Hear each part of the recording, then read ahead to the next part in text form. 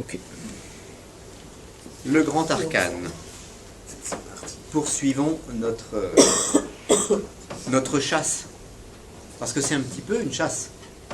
Dans le sens où nous sommes en train de tenter d'attraper le monde invisible. En fait, nous sommes en train de tenter de comprendre le monde causal de notre planète. Parce que c'est ça, quand on parle du causal, quand on parle de la cause et de l'effet, l'effet, c'est la matière, la cause, ce sont les plans invisibles. Donc nous allons tenter maintenant de comprendre ce qui se passe dans notre bulle. Puisque nous avions vu que la fameuse Vierge universelle, la Vierge porteuse, la matrice divine, concentre par points de sa propre nature, sous forme, on va dire, comme des petits glaçons qui flottent dans l'eau, eh bien, ce petit glaçon, c'est le début de l'aventure de notre planète. Et c'est sur notre planète que nous existons, et c'est sur notre planète que va se dérouler tout notre cheminement. C'est pour ça qu'il est illusoire d'imaginer qu'un jour nous allons migrer sur un autre monde, puisque tout est là pour nous. C'est un petit peu comme si nous étions des cellules dans un corps humain. La cellule de mon petit doigt peut toujours imaginer qu'elle va un jour migrer sur un autre monde et être transférée dans les cellules du petit doigt de Laurent, mais c'est une illusion, parce que la cellule de mon petit doigt va naître, vivre et disparaître dans mon petit doigt. Et en plus, ça va rester localisé, elle ne va pas se balader dans tout le corps, parce que sinon, nous serions devant une anarchie. Ce serait une cacophonie dans l'univers. Donc chaque macrocosme porte des microcosmes, donc des petits mondes, et chaque microcosme est lui-même un macrocosme pour ce qui est encore plus petit. Donc on est vraiment dans un système de poupée russe, et la poupée russe qui est au centre de l'emboîtement de ces coffres est bloquée à l'intérieur. Elle ne peut pas sortir, si ce n'est par illusion. Alors, toutes les cosmogonies qui nous viennent d'Inde, par exemple, ou soi-disant du Tibet, dans lequel on dit que, après avoir été incarné sur la Terre, nous irons nous incarner sur une autre planète, etc., tout cela n'a jamais existé dans le message des origines. C'est-à-dire que les maîtres spirituels ou les ergones, les archimètres qui sont à l'origine des messages, des Védas, des Upanishads, des évangiles, etc., n'ont jamais raconté ces histoires-là. Ils sont toujours restés dans la métaphysique de base. Et après, ce sont des personnes qui ont imaginé des choses, qui ont interprété des choses, et qui ont généré des fausses philosophies. Le problème d'une fausse philosophie, c'est que nous allons, sans le faire exprès, y adhérer. C'est-à-dire que nous allons nous dire, cette fausse philosophie, je la trouve bien. Moi, ça me plairait d'aller sur Mars, puis après d'aller sur Vénus. Vénus, cette belle planète de l'amour. Il y a des pluies d'acide sulfurique sur Vénus. Il y a un climat, je crois, qui est de 400 degrés. L'eau bout là-bas. La vie est impossible sur Vénus. Donc s'imaginer qu'on pourrait vivre sur Vénus, en esprit ou en corps, est une mauvaise interprétation des textes sacrés. Voilà. Donc pour nous, tout est là, du début, de notre début à notre fin. Donc nous avons des forces qui se réunissent et qui se condensent à l'intérieur d'une bulle. Après, il va se passer un phénomène très curieux. Si nous condensons un gaz, par exemple, dans une bouteille de gaz, nous concentrons une force. Donc nous avons une force qui va de l'extérieur vers l'intérieur. Qu'est-ce qu'il faut que nous fassions pour maintenir ce gaz concentré? C'est qu'on mette autour une boîte métallique, une bonbonne de gaz, avec une épaisseur de métal suffisante pour contenir la force d'explosion. Dès l'instant où nous allons concentrer une force à un endroit, nous allons avoir une force d'opposition qui va tendre à faire exploser le système. Donc toute force centripète, c'est-à-dire qui pousse vers le centre, comme là, engendre par réaction une force centrifuge qui va pousser vers l'extérieur. Et c'est ce que certaines traditions ont appelé la révolte des anges. Les anges déchus. C'est l'explication voilà, de la grande révolte, nous dit-on, au ciel. Hein. On nous dit par exemple que le plus bel ange de Dieu s'appelait Lucifer. Et que Lucifer s'est rebellé contre Dieu. Bon. Qu'est-ce que ça signifie? Ça signifie que ces forces qui sont centripètes vont générer une force centrifuge. Donc une force d'opposition, une force de rébellion, une force de révolte. Et nous allons avoir automatiquement généré au centre de notre sphère une deuxième énergie qui, elle, va aller du milieu vers l'extérieur. Alors, l'éther qui pousse, c'est-à-dire le corps de cette Vierge universelle qui se concentre sous forme de grumeaux, hein, comme les grumeaux dans la pâte du gâteau, cette force qui se concentre sous forme de grumeaux, sous forme de bulles, c'est de l'éther qui se concentre. Et qu'est-ce que c'est l'éther? C'est la vie ardente de la Vierge porteuse. Donc c'est de la vie et de l'intelligence qui se concentrent, qui se densifient sous la forme d'une sphère. Le centre de cette sphère, là, c'est la pierre d'achoppement. C'est sur ce centre que les forces vont buter pour se retourner dans l'autre sens. Donc c'est le point où se rejoignent les forces spirituelles.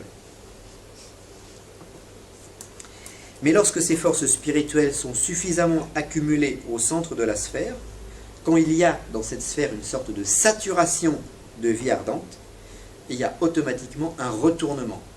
Et ça, cela va être valable pour tous les mondes, pour toutes les planètes, pour tous les soleils. Et à partir de là, une seconde créature apparaît au sein de la première. Donc vous avez une première créature qui est le cercle extérieur, et une seconde créature suscitée par cette première qui va être les flèches que j'ai dessinées en rouge, qui sont les flèches de rébellion. Alors cette seconde créature est faite de la même substance que la première, donc c'est de l'éther, mais c'est de l'éther qui va être retourné, qui va être opposé, qui va être centrifuge au lieu d'être centripète, qui va être, on pourrait dire, révolté par saturation. C'est une force explosive. Mais c'est comme dans la bonbonne de gaz. Il y a le gaz qui est contenu à l'intérieur, mais comme la puissance extérieure est plus importante que la puissance de rébellion, alors pourquoi elle est plus importante? C'est parce que c'est la force extérieure qui a généré la force intérieure. Donc ça c'est le père, et ça c'est un fils. Donc le fils est soumis à son père. La force, la créature est toujours soumise à son créateur. Alors c'est valable également dans le règne humain, quand vous avez un enfant, quand il est petit bien sûr, parce qu'après quand il grandit... Mais quand il est petit, il est soumis à ses créateurs.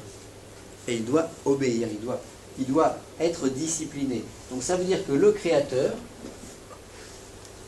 engendre une force qu'il soumet automatiquement, et tout de suite. Si le créateur ne soumettait pas la créature, eh bien, aucune planète n'existerait. Parce que si la force d'explosion était supérieure à la force de réunion, eh bien, tous les mondes exploseraient et il ne se passerait plus rien. Donc cette force intérieure, elle est révoltée par saturation, un petit peu comme un adolescent aussi. Si vous avez des enfants, ou même quand vous avez eu 12, 13, 14 ans, vous avez commencé par entrer en révolte contre vos parents qui devaient vous contenir. La force explosive est donc canalisée par la force première, elle est assujettie, elle est dominée, elle est asservie, elle est soumise. Après on peut utiliser plein de qualificatifs, mais elle est quelque part le dragon que Saint Michel domine avec sa lance. Et le mythe du dragon et de Saint Michel métaphysiquement, prend sa source à cet endroit. Donc vous avez Saint-Michel ou Saint-Georges qui terrasse le dragon. Et le dragon est toujours en dessous de Saint-Michel. Et Saint-Michel a toujours une lance pour terrasser le dragon. Et c'est curieux parce que nous avons quand même des flèches sur ce schéma. Et depuis le temps que Saint-Michel terrasse le dragon, pourquoi le dragon n'est-il toujours pas mort? C'est ça que je me suis posé comme question. On voit toujours Saint-Michel terrassant le dragon, mais on ne voit jamais Saint-Michel tuer le dragon. Parce que Saint-Michel ne doit pas tuer le dragon. Mais alors, vous allez me dire, Saint-Michel serait le père du dragon? Bah, dans cette symbolique-là, oui. Mais il doit l'assigner. Un petit peu comme si nous avions en nous notre esprit et notre corps physique. Notre corps physique, c'est notre dragon, et notre esprit, c'est notre Saint-Michel. Notre corps physique veut toujours faire des choses, par exemple la gourmandise. Notre corps physique, il veut manger des gâteaux, manger des gâteaux, manger des gâteaux. Mais c'est pas bien. Parce que si je mange trop de gâteaux, je vais tomber malade. Donc mon esprit doit soumettre mon corps pour lui faire faire ce qui est bon pour lui et pas n'importe quoi. Donc il y a toujours cette espèce de lutte. C'est un peu comme le papus qui montre la calèche. Exactement. Avec Ouais. de l'argent. Oui. Et le gars, c'est-à-dire que le cheval, c'est une grosse puissance, et toi, t'es là. C'est la bête. Voilà. Quand Papus donne comme image la voiture et son conducteur, pour simplifier, le conducteur, c'est l'éther, et la voiture, c'est ce qui doit être soumis, ce qui doit être utilisé. Parce que si la voiture fait n'importe quoi, je vais dans un arbre, j'ai un accident, et je casse tout. Donc nous avons toujours la cause qui est à l'extérieur, dans le cadre de cette construction de monde, et l'effet qui va être à l'intérieur et qui va être canalisé par cet extérieur. Et si nous dessinons ce dessin planétaire, nous le représenterons de cette manière-là, c'est-à-dire toujours le sceau de Salomon avec son diabolo, la force extérieure éthérique et la force intérieure d'opposition canalisée par la force extérieure. On dirait le drapeau japonais. Oui. L'hexagramme en plus. Oui, oui. Et c'est curieux, le Japon, c'est le pays du soleil levant. Le Japon, c'est le premier pays producteur de technologie. Et la technologie, c'est pas l'éther.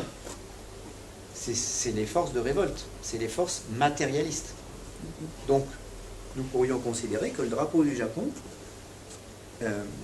est symbolique de quelque chose que les Japonais ne voient peut-être pas, mais n'empêche qu'ils portent. Ils portent ces couleurs-là, les Japonais. En plus, avec les histoires de Fukushima, bon, là c'est le feu. Parce que ça c'est un feu, mais c'est un feu, on va dire un feu nucléaire, un feu sombre, un feu, je ne vais pas dire diabolique, comme diraient les catholiques, mais c'est un feu qui n'est pas spirituel. C'est le feu des prêtres de Baal. C'est le feu des enfers. Et Fukushima, c'est plutôt signé de ça. Au Japon, il n'y a pas eu que Fukushima, il y en a eu deux Ah, avant. À la fin de la guerre, en 40. Ils ont reçu la bombe nucléaire. Ah bah oui. Ils ont Oui. déjà été détruits. Ah, ils ont déjà eu le feu nucléaire, oui, exact. Oui, avec Nagasaki Et Hiroshima. Oui, donc ça, c'est Fukushima, c'est le troisième feu nucléaire. Donc ils sont signés du feu nucléaire, mais dans le mauvais sens. Les tremblements de terre aussi. Si le monde divin, parce que ça c'est le monde divin, ça c'est le monde dire inférieur, si le monde divin descend sur notre planète, évidemment, nous allons avoir des effets particuliers, des remous. On en reparlera un petit peu après. Nous avons donc, là, au niveau de ces deux forces qui s'affrontent, l'éther centripète et l'éther centrifuge, mais qui ne s'appelle plus de l'éther, qui va s'appeler de l'azote. Pourquoi? Le mot azote vient du mot zoé, qui en grec signifie la vie, et azote, c'est un A privatif qui veut dire privé de vie. Donc, sur un plan alchimique, le mot azote, ça veut dire privé de vie. L'éther possède la vie, puisqu'il est vie ardente. Par contre, les forces qui sont opposées à cet éther ne possèdent pas la vie. Donc elles sont privées de vie. Nous pourrions nommer Saint-Michel, par exemple, Zoé, et la force intérieure, A, Zoé, azote. Nous pourrions aussi dire, quelque part, mais attention, que nous avons le prince qui crée la princesse. Parce que, encore une fois, vous vous rappelez, nous avions le roi, le prince, la princesse. Dans ce cas-là, le roi, ce serait le corps de la voûte céleste. Cette concentration, la première concentration, c'est le prince. Et la révolte, la création du prince, parce que d'accord, c'est une révolte, mais c'est aussi la création du prince, et qui devient la princesse. Et à ce moment-là, cet azote devient le corps du prince. Sur un plan purement symbolique, nous aurions Adam et Ève.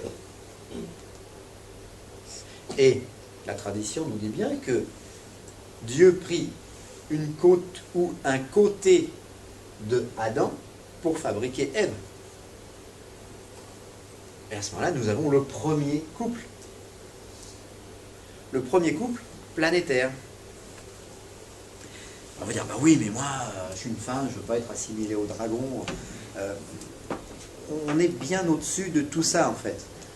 On n'est pas dans une symbolique de base. Parce qu'après, c'est facile pour des intégristes religieux de se dire, la femme doit être soumise à l'homme. C'est marqué, c'est Dieu qui le dit. Bon. Mais ça, c'est une interprétation à la lettre des choses. Parce que ce qu'il faut savoir, c'est que nous soyons mâles ou femelles par notre corps, vis-à-vis des forces cosmiques, nous sommes tous des femelles, puisque nous avons un corps physique. Donc, la notion de polarité n'est pas à prendre à la lettre. Voilà, c'est ça qui est excessivement important. Parce qu'après, on part très vite dans la misogynie. On se dit, voilà, on va faire porter des voiles aux femmes, etc. On empêche la femme d'accéder à la prêtrise chez les catholiques parce qu'on se dit, bah, la femme, non, hein, Jésus était un homme, donc les femmes n'ont pas le droit, etc. Et on bascule facilement dans un dérapage qui est une mauvaise interprétation des textes. Oui. Oui, non, mais par rapport à ça aussi, on peut apporter le mythe de Lilith. Le mythe De Lilith. Oui. Donc, ça fait aussi qu'il y avait une femme originaire avec Adam qui n'est pas elle. Oui, après, bon, je ne veux pas trop complexifier les choses, mais ce qui est surtout important de voir, c'est qu'il n'y a pas... l'homme n'est pas supérieur à la femme n'est pas supérieure à l'homme, sur le plan terrestre, physique. Par contre, dans ces forces-là, qui sont des forces colossales, oui, il y a une hiérarchie.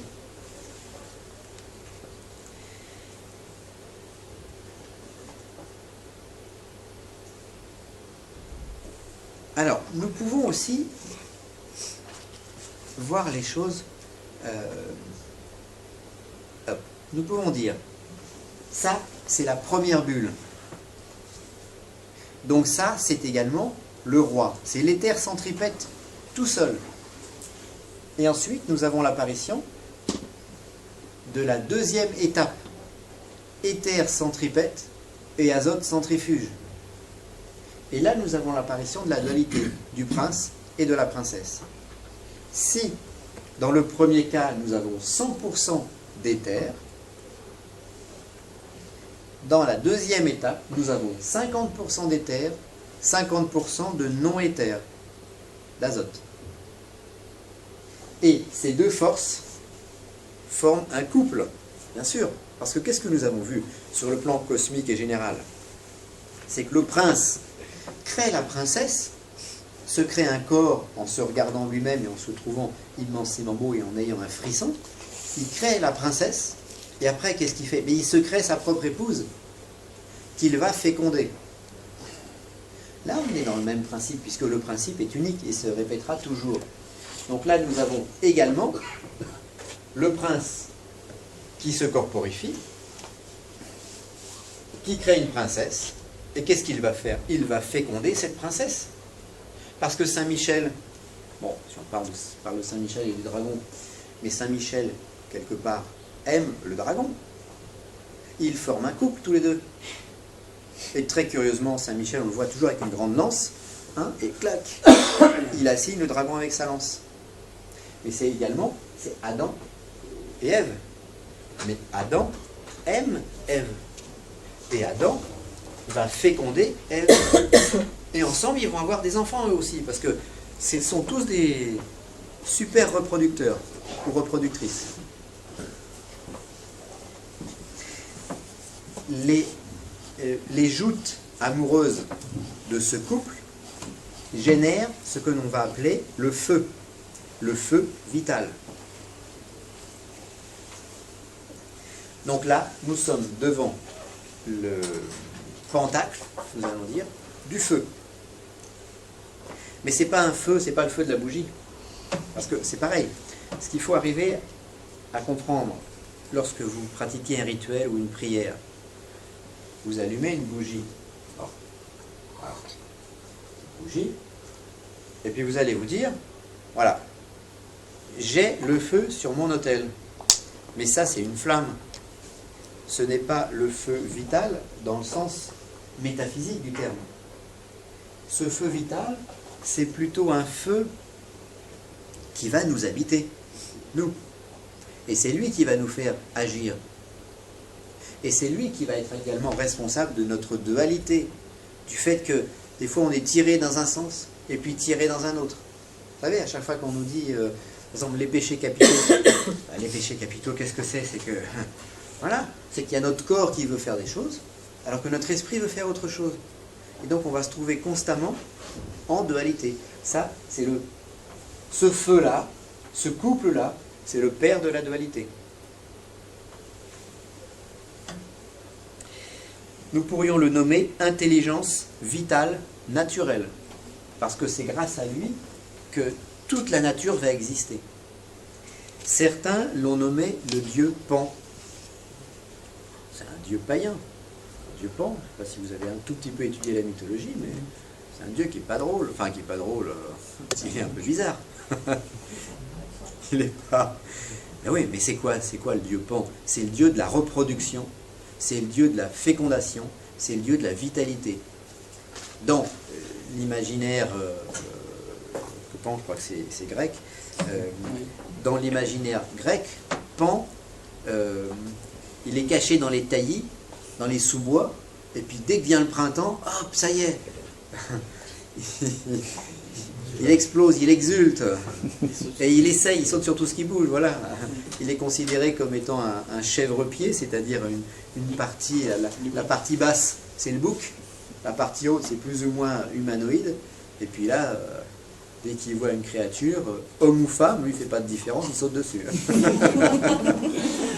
Même les animaux, même les végétaux. C'est le dieu de la vitalité. Bon.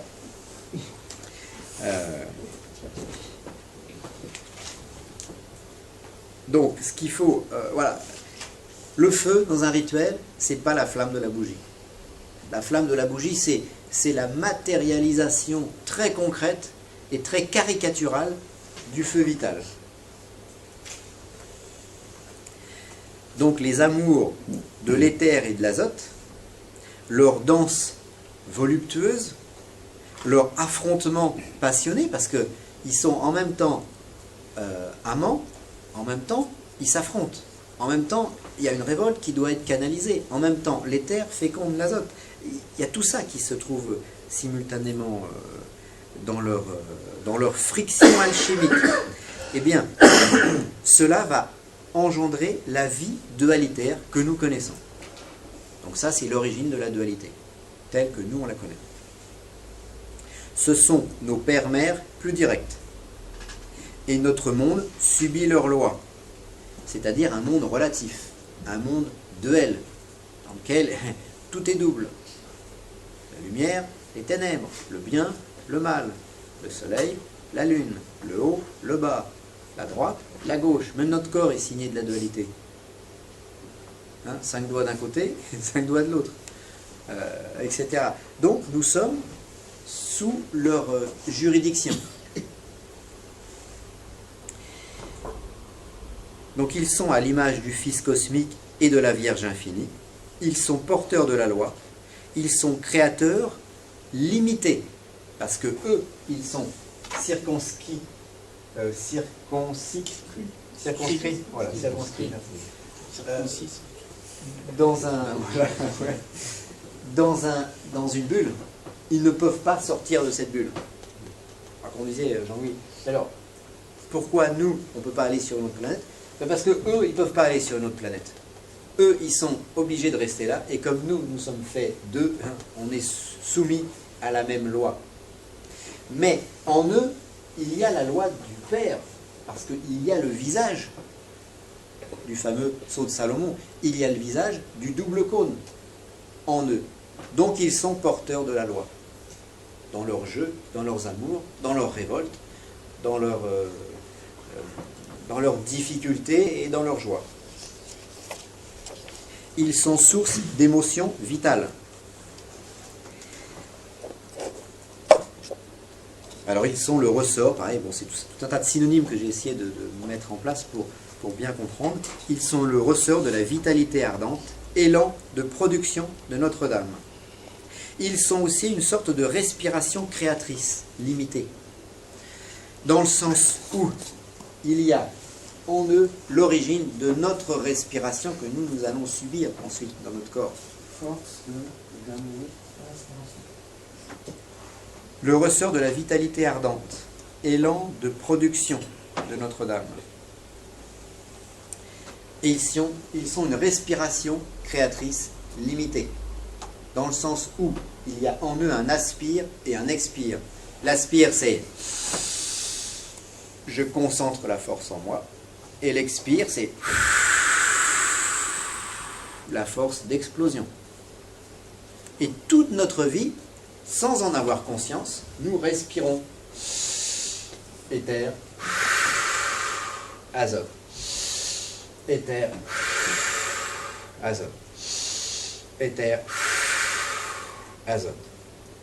La première chose que nous faisons en venant au monde, c'est inspirer. Je remplis mes poumons. Et la dernière chose que nous faisons en quittant ce monde, c'est expirer. Nous rendons notre vie. Donc, c'est curieux, parce que symboliquement, notre premier souffle est bien aspiration, donc de l'éther, et notre dernier souffle est bien expiration, azote, non-vie, privé de vie.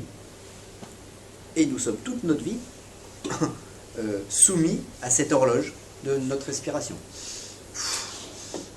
Et tous les êtres de la création subissent la même loi. Donc nous sommes vraiment, si nous décortiquons cette métaphysique, mais nous nous apercevons que oui, c'est vraiment la loi, et oui, nous y sommes vraiment soumis. Si nous ne respectons pas la loi, par exemple, on arrête de respirer. Au bout d'un moment, hop, je tombe. Je n'ai pas respecté la loi. Et si je respire mieux que les autres,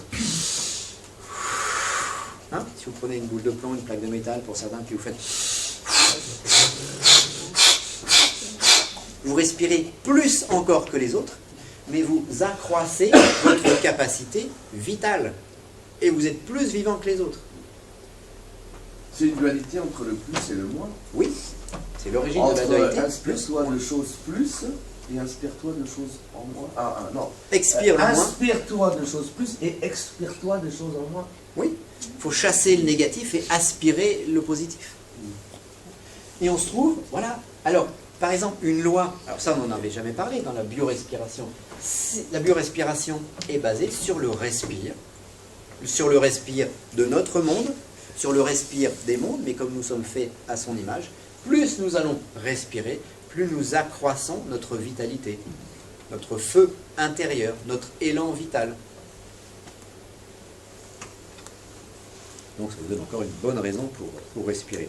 Alors, l'alchimiste nous donnerait des mots un petit peu différents. L'alchimiste nous dirait la force de l'éther qui va vers le centre, c'est coagula, c'est la force qui se coagule, et la force d'explosion qui va du centre vers l'extérieur, c'est le solvé, c'est la force de dispersion, de séparation. Pareil pour notre corps physique. Le jour où nous mourrons, notre corps physique n'étant plus maintenu cohérent par une force extérieure, par l'esprit, se disperse, explose, va en petits morceaux. Il y a des petites molécules qui s'en vont partout, on se transforme en gaz, on se transforme en liquide, on n'a plus de cohésion, et donc c'est la force de non-vie qui devient prédominante. Tant que la force de vie est plus importante, nous gardons la cohésion de notre corps physique. Et pareil après pour notre esprit, pareil pour survivre. Après le décès de notre corps physique, nous avons besoin d'une puissance de cohésion d'éther supérieure qui va garder les différentes parties de nos âmes dans la cohésion. Et s'il n'y a pas de cohésion, il y a dispersion.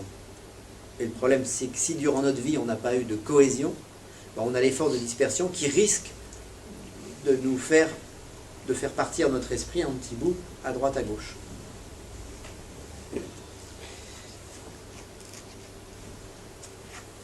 Donc ce respire est important. Alors après on fera une petite méditation sur le sujet. Alors, ce que nous allons quand même se poser comme question, c'est comment s'alimenter de ce feu. Si l'éther pur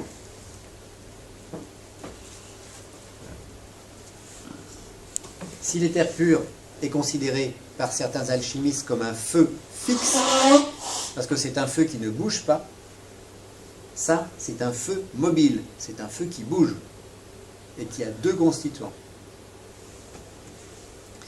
Vous allez me dire, mais pourquoi toutes ces explications qui paraissent un petit peu éparses en fait, un petit peu de plusieurs manières? C'est pour que quand nous allumons par exemple une bougie dans un rituel, nous essayons de nous concentrer là-dessus. Et là, le feu, la flamme de la bougie sera habitée par autre chose que simplement gratter une allumette et imaginer. Voyez, plus nous allons nous caler à la loi dans un rituel, dans une prière, autre chose, et plus nous allons être dans la vitalité. Et c'est cette vitalité qui va nous donner de la vie, bien sûr. Alors, comment s'alimenter de ce feu mobile? Lui, il est dualitaire. Mais juste avant lui, il y a l'unité. Donc, comment s'alimenter de ce feu mobile? Nous sommes dans la dualité. Donc, dans la dualité, il y a toujours du moins et du plus. Par exemple, je gratte un ticket de loto. Je perds. C'est moins. Je gratte un ticket de loto. Je gagne. C'est plus. Mais le problème de ça, c'est que nous sommes toujours, que je gagne au loto, que je perds au loto, je suis dans le principe de la dualité. Et non pas dans le principe de l'unité qui se trouve au-dessus. Quand je vis quelque chose, quand je vis un événement, je dois toujours essayer d'en tirer l'esprit de cet événement. Et non pas subir l'événement ou en tirer donc une tristesse ou en tirer une joie. Quand je perds au loto, je vais dire c'est mal. Quand je gagne au loto, je vais dire c'est bien. Mais c'est faux. C'est ni l'un ni l'autre. Quand je perds au loto, c'est une épreuve. Mais c'est une épreuve dans laquelle, de laquelle je dois tirer un enseignement. Et quand je gagne au loto, c'est pire encore. Parce que c'est aussi une épreuve et dont je dois tirer un enseignement. Parce que c'est purement dualitaire. Ces événements, quels qu'ils soient que je vais vivre, si j'arrive à en tirer l'esprit et à comprendre métaphysiquement pourquoi je vis tel ou tel événement, là, je monte dans le haut du portique et là, je me trouve je me nourris. Je nourris mon esprit. Et là, j'avance réellement. Et tant que je reste dans la dualité, ben, je suis profane. Quand j'arrive dans l'unité à comprendre pourquoi il s'est passé telle ou telle chose, eh bien je suis, ici, dans l'initiation. Ou dans la religion. Ou je suis un vrai prêtre. Peu importe, hein. Après, tout ça, ce sont des mots qui veulent dire la même chose. Mais ce qui compte, c'est toujours de tirer profit des événements que nous vivons. Et que ces événements soient négatifs ou soient positifs. C'est pareil. Il n'y en a pas un qui est meilleur que l'autre. Et pourtant, on se dit tous, ah bah oui, mais... Parce que qu'est-ce qu'on va se dire? J'ai une catastrophe qui m'arrive dessus. Ah, je ne le mérite pas. Hein, on ne le mérite pas. Et quand j'ai une bonne chose qui m'arrive, ah, je le méritais. Ah, c'est bien, Dieu m'aime. Hein? Mais non, Dieu ne nous aime pas plus dans un cas que dans l'autre, puisque ce sont des cas qui ne voient pas, en fait, qui restent plongés dans la dualité. Pareil, quand j'ai un problème, je dis, ah, c'est de la faute à Christophe. Ah, parce que là, vraiment, Christophe, il n'a pas été sympa et tout. Ou c'est la faute au crocodile, il m'a mangé la main, c'est la faute au crocodile. Ça, c'est la vision noire. La vision blanche, c'est ma faute. Qu'est-ce que j'ai fait pour mériter ça? J'ai mis la main, le crocodile m'a mangé. J'ai fait une erreur et j'ai eu un problème avec Christophe. Donc c'est ma faute à moi. Je me culpabilise. Ça, c'est la colonne blanche. Mais la réalité, elle est ni c'est la faute à Christophe, ni c'est ma faute à moi. J'ai vécu un événement dans mon destin, dans mon déterminisme, et de cet événement, je dois en tirer la leçon, l'esprit, la métaphysique. Bon. Sinon, si je n'en tire pas la leçon, cet événement va recommencer. Par exemple, je fais des exorcismes et je ne pratique pas la biorespiration. J'ai un problème.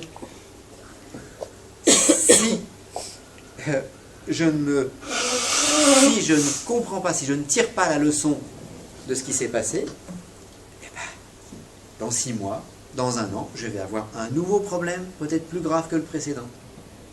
Parce que je n'ai pas tiré la leçon. Il faut tirer la leçon. Les événements que nous vivons ne sont pas ni des punitions, ni des récompenses. Ce sont simplement des leçons de la vie. Alors ça, c'est une manière que nous propose la métaphysique appliquée d'avancer dans notre vie de tous les jours et de tirer des leçons et donc de progresser et donc de ne pas faire 2 fois les mêmes erreurs et donc d'avoir le courage d'aller de l'avant parce que c'est difficile et puis à partir de là, bien sûr, notre vie va changer. Pourquoi? Parce que nous allons changer le seul paramètre que nous pouvons modifier, c'est-à-dire nous-mêmes, notre propre comportement ou notre propre façon de penser. Donc ça, c'est une façon de s'alimenter du feu mobile. Une façon matérielle. Et dans la métaphysique appliquée, ce que nous allons essayer de faire aussi, c'est d'avoir des applications concrètes, mais simples. Pas forcément pour tout le monde des grands rituels. Voilà, je fais le grand rituel. Je deviens grand prince de Melchisedec. Oui, pour certains, ça va être la démarche. Mais dans ma vie courante, je vis, qu'est-ce que je vis comme événement? Exactement les mêmes événements que les autres. Je dois aller travailler, j'ai ça, je dois affronter... tous nous affrontons les mêmes événements. Mais en fonction de la façon dont nous allons réfléchir ou philosopher sur l'événement en question, ou je vis l'événement bêtement, je mets mon doigt sur la flamme de la bougie, ça me brûle, je dis aïe, ça fait mal, et là je vocifère contre le feu. Là, ça c'est l'attitude profane. Et puis l'attitude spirituelle, là pareil, je me brûle de la même façon, je dis aïe, je vocifère contre le feu comme un profane, normal, parce que c'est comme ça que ça commence. Ça c'est la partie noire. Après je me dis, ah, j'aurais pas dû mettre le doigt dans la flamme de la bougie, c'est la leçon blanche. Mais après, si j'en reste là, je remettrai peut-être pas le doigt, donc j'ai quand même progressé un peu. Voilà. Mais il y a quand même autre chose à en tirer derrière. Et c'est cette autre chose qui va être notre nourriture, qui va densifier notre être. Et qu'est-ce que c'est cette autre chose? C'est de développer une philosophie de vie par rapport aux événements que nous traversons. Nous devons prendre ces événements comme une leçon et nous devons en tirer une philosophie. Ouais, mais c'est pas si évident que ça. Alors, à chaque fois qu'il se passe quelque chose, je dois réfléchir. Oui. Oui, c'est ça en fait. Et dans la Bible, vous avez des paraboles qui sont tordues. Et quand on les réfléchit, on s'aperçoit que en fait, certaines paraboles sont là uniquement pour nous faire réfléchir. Et pas... enfin, pour nous choquer. La vie de Jésus était choquante. Jésus, à son époque, pour lui, était un objet de scandale.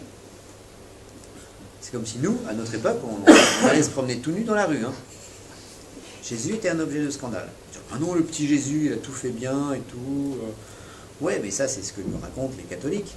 Mais la vérité historique est tout autre. D'abord, Jésus ne respectait pas le jour du sabbat. Ça, c'était scandaleux à l'époque. En plus, Jésus, d'après l'histoire, il n'était pas marié. Parce que ce qu'il faut savoir, c'est qu'un juif à l'époque, un homme juif, s'il n'est pas marié, il est considéré comme ou impuissant ou maudit.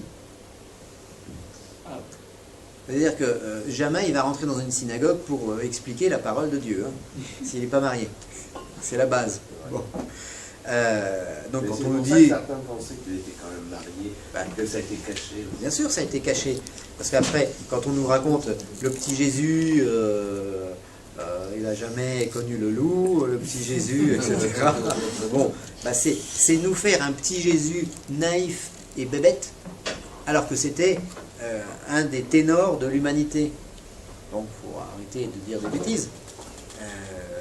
Jésus-Christ, pour recevoir la puissance spirituelle en lui, c'était un sacré mec. Donc c'était quelqu'un, un homme viril, sage, qui avait tout ce qu'on peut imaginer de mieux. Mais c'était pas quelqu'un de fragile comme on veut nous l'expliquer. C'était quelqu'un qui s'assumait. Voilà. Bon, donc ça, voilà. Le feu, eh ben, lui, il détenait le feu. Parce qu'il avait synthétisé le noir et le blanc, il l'avait monté en rouge. Et dès qu'il a eu fini sa mission, bah, il est reparti. Il s'est dit, bon, c'est bon, m'en vais, c'est bon. Ce monde de tarés, je ne veux pas le voir plus longtemps. C'est un enseignant qui dit, avec plante la graine, il s'en va, hein, il n'y a pas à rester. Les autres l'arroseront. Les autres vont l'arroser, les angélis vont souffler dessus, et puis après ça va pousser. Mais il n'y avait pas besoin. Nous, on a besoin de rester le plus longtemps possible. Hein. Parce que comme on n'est pas du tout sûr de survivre spirituellement après cette vie, ben, qu'est-ce qu'il nous faut faire? Ramer, ramer, ramer. Pour nous, et puis pour ceux que nous aimons aussi. Parce que quand nous évoluons spirituellement, et ça c'est quelque chose d'important, quand nous avançons spirituellement, que nous travaillons la métaphysique, nous nous aidons nous-mêmes, bien sûr, mais nous aidons aussi nos descendants et nos ascendants. Nous nettoyons un peu notre lignée. Donc ça permet de donner de l'énergie spirituelle à nos enfants et à nos parents. Et que ceci soit dans le monde visible ou soit déjà reparti dans le monde invisible. Donc notre mission, en quelque sorte, c'est de nous sauver nous-mêmes, mais notre mission, c'est aussi d'aider notre lignée, dans un sens et dans l'autre. Et plus nous allons être lumineux, plus nous allons aider notre famille, dans les deux sens. Et plus nous allons tendre à immortaliser notre propre lignée. Donc donner de l'énergie suffisante pour que ceux qui sont après nous puissent survivre, et puis ceux qui sont avant nous puissent survivre également. Donc tout ça, c'est une sorte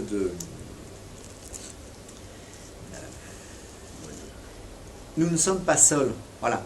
Ce qu'il faut se dire chacun d'entre nous, c'est que en fonction de nos décisions, de ce que nous allons faire, nous avons d'autres personnes qui comptent sur nous. Et si nous ne faisons pas ce qu'il faut que nous fassions, eh ben les autres que nous devions aider ou que nous devions sauver ne seront pas sauvés.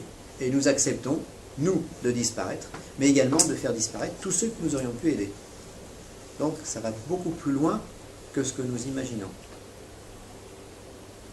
Il y a un film qui est intéressant, je ne me rappelle plus du titre, c'est 5 histoires qui se chevauchent dans le temps. Peut-être que l'un d'entre vous l'a vu. C'est la série des 21 grammes et des... C'est pas une série. Non, mais c'est le même réalisateur qui a fait plusieurs films comme ça. Il y a 21 grammes et l'autre aussi. C'est pas un réveil qui sonne le matin?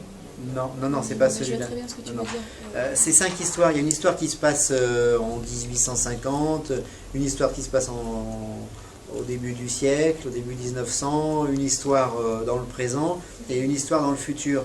Et en fait, toutes ces histoires sont liées. Et en fonction des décisions que les uns et les autres prennent, eh ben, il y a des répercussions énormes. À un moment, il y a un monsieur dans une maison de retraite qui se fait enfermer de force par son frère dans une maison de retraite et puis qui se retrouve là bloqué. Et puis à un moment, avec il y a une petite bande de papis et de mamies qui se réunissent, tout ça, puis ils veulent s'échapper de la maison de retraite. Bon, on se dit, mais comment ça peut influencer sur le futur? Puis à un moment, le papy, à la directrice de la maison de retraite, il lui dit nous ne nous laisserons pas faire. Et puis après, il y a un film qui est fait sur l'aventure de ce papy qui a fini par réussir à s'échapper de la maison de retraite. Et dans ce film, la réplique nous ne nous laisserons pas faire est dans le film. Et dans le futur, il y a une société un petit peu bizarre dans laquelle il y a, ils se mangent un peu les uns les autres, mais c'est une société très technologique. Et puis, il y a une des personnes qui trouve ce petit bout de film. Et ce petit bout de film sert en fait de vecteur à toute une révolution qui va faire que ce monde du futur va détruire les méchants et puis ça va être plus pacifique après. Mais ce qui est amusant, c'est la façon dont justement des actes qui peuvent nous paraître à nous aujourd'hui insignifiants ont des répercussions dans le futur. Et dans le passé aussi. Et dans le passé aussi, sur le plan spirituel uniquement. Sur le plan spirituel, Voilà. si on fait une âme, par exemple, des prières pour les maîtres du purgatoire pour sauver des âmes qui sont malheureusement, aujourd'hui, présentement, on peut changer le passé Un peu, de certaines personnes. le manque de certains qui sont dans le passé. Oui, oui, oui. Est-ce que c'est un rapport avec l'effet papillon? L'effet papillon. Alors l'effet papillon, c'est un effet, c'est un effet concret et physique. Oui. Bon. Mais dans les plans subtils et énergétiques, c'est encore plus. Parce que ce que le rituel que le prêtre va faire, s'il fait son rituel bien, mais ça va illuminer sur un plan spirituel, ça va générer d'autres événements. Et si ce prêtre ne fait pas sa messe, ça ne va pas générer ces autres événements. Donc on est vraiment dans un monde cohérent dont nous sommes tous responsables. Cohérent et unitaire. Oui, unitaire, global. Dans un monde global où chaque cellule, nous représentons chacun une cellule, et en fonction de notre étude du séminaire du Grand Arcane, nous allons avoir un impact sur le futur. Si j'écris un livre sur l'arcane, et que plus tard ce livre est repris dans 50 ans, dans 100 ans, par un maître spirituel qui est revenu spécialement pour ça et qui repique dessus, etc. Mais il y aura des répercussions dans le futur. Mais si ce livre, par paresse, je ne l'écris pas, je n'aurai pas cette répercussion positive. Donc c'est là. Oral. Hein? La répercussion orale, c'est transmis à quelqu'un. C'est moins concret l'oral. Oui, Mais bon. c'est une façon de transmettre, bien sûr. Ça Ah se ouais. révélera et la personne écrira. Donc nous avons tous une mission, même petite, mais nous avons tous quelque chose à faire.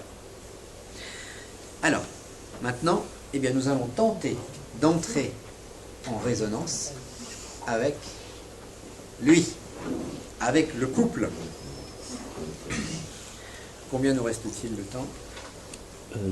10 minutes. Ouais, on va commencer doucement, donc ça va être bon. Sinon, je relance. On verra.